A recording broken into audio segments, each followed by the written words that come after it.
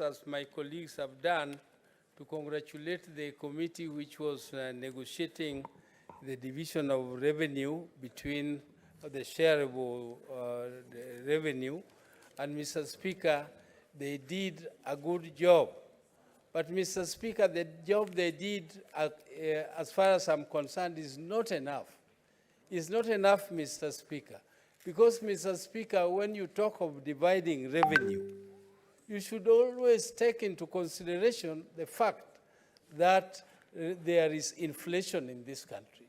And that inflation, when you are saying that you give counties at least 15% of the total revenue of the last audited accounts. Mr. Speaker, the last audited accounts is 2-3 years ago. And within the 3 years, every year there is an inflation of more than 10%.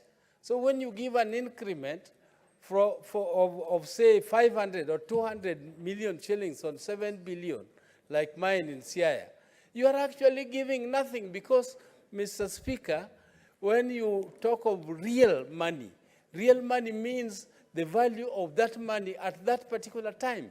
And Mr. Speaker, we cannot be saying that we are giving counties more money when in real fact, we are not giving them more money. We are just giving them the same money that we gave them last year because that increment that we give is consumed by inflation, Mr. Speaker.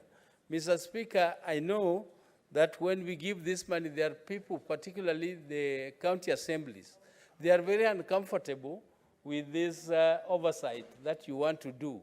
There is a confusion, Mr. Speaker, that the Senate wants to take over the role of oversight of the county assemblies.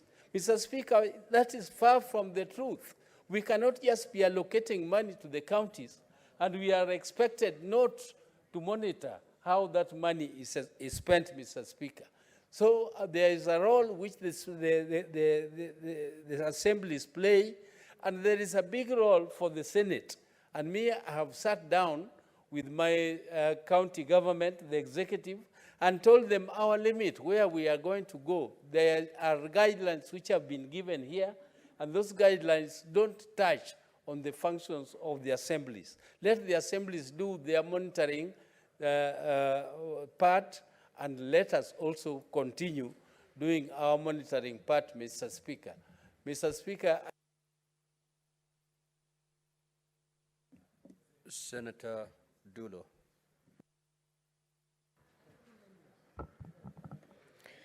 Thank you, Mr. Speaker. Mr. Speaker, I sat in the mediation committee, but it was really hard for us as a Senate to convince National Assembly to give us more funding. And I think this is the only time that we have managed as a Senate actually to have an increment after the houses have actually passed the ceiling. Mr. Speaker, I remember over the years we used to increase the budget, but every time you will see that the governors throw us under the bus when it comes to allocation. I will support this particular bill, but with a very heavy heart as a senator for Isiolo County.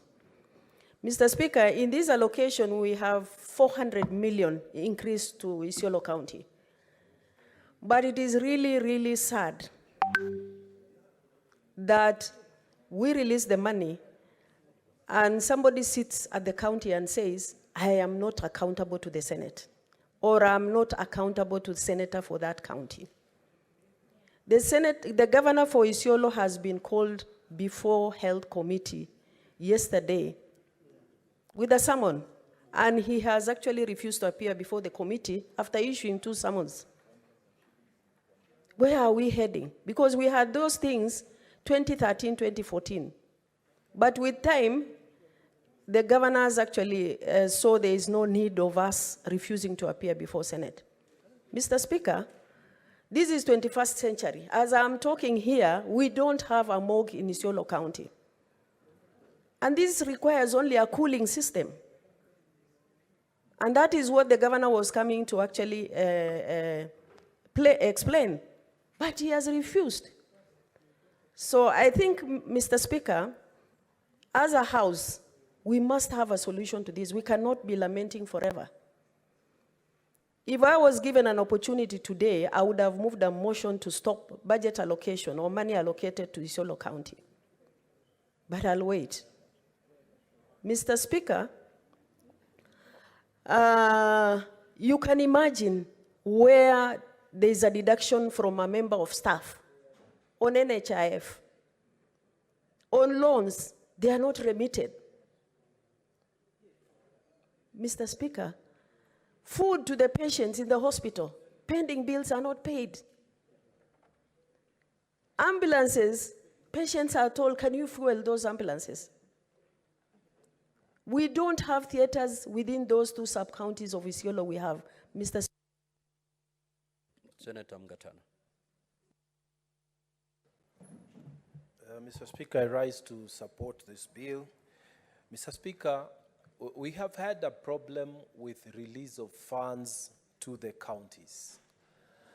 Mr. Speaker, every father, like yourself and myself, knows that the day your son or daughter goes out of the house and she or he is able to stand on his or her own feet and earn her own money and determine her own budget, that's the day we say the lady or the girl or the boy has become independent.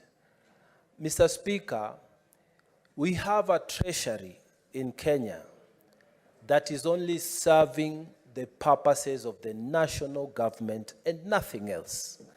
They don't listen when we make the necessary noise for counties to receive their monies on time. When we pass the schedules here, they don't listen. They don't do what we want. When we say money should follow the function, they don't do that. Mr. Speaker, I pray that this Senate will fight for the true independence of counties by fighting for a separate treasury that will ensure that when money is collected from the KRA, following the formula that is agreed, there is an automatic separation in terms of deposits, so that we create two separate consolidated funds. One goes to the national, the other one remains for the counties, so that we never again have delays. And Mr. Speaker, this is going to be a legacy for this House. If we are able to fight for financial independence of counties by having, even in the interim, a sub-registry, a sub-treasury that deals specifically with county, Mr. Speaker, we will be able to ensure proper and smooth flow of funds to the county. Mr. Speaker, I beg to support. Thank you. Senator Kajwang. Yes, Senator. My apologies, also speak on Kara.